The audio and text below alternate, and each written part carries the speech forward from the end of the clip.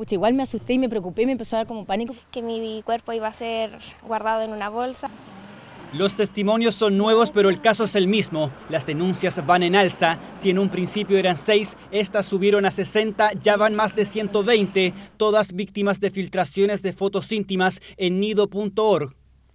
No puedo caminar tranquila y no puedo andar sola porque me da miedo. Yo tuve que cerrar mi Facebook, ¿cachai? Hasta el día de hoy van 121 denuncias formales en el país. Según el último reporte de la PDI, 25 corresponden a menores de edad. Nido.org ahora está fuera de circulación, pero hasta hace unos días funcionaba como un sitio abierto a usuarios anónimos. Así este joven se infiltró en la red para intentar rescatar imágenes de una amiga que estaba siendo acosada. Luego llevó los antecedentes a la policía. Niña desde 14 años, 13 años, hasta los 21, 23 años, como fue con la chica que apareció.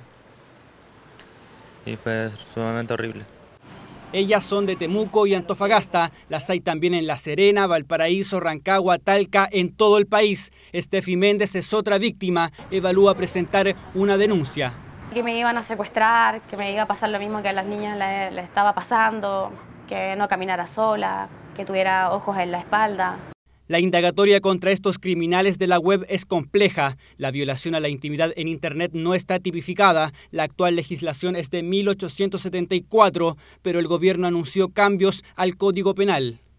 Estamos incorporando la exhibición de imágenes que han sido registradas en forma consentida, pero que luego son exhibidas sin el consentimiento de las personas, porque el acoso como tal tampoco está debidamente regulado. Deberá ser presentado y discutido en el Congreso. Mientras la investigación continúa, ellas un poco más tranquilas, no están solas, son varias las que están alzando la voz.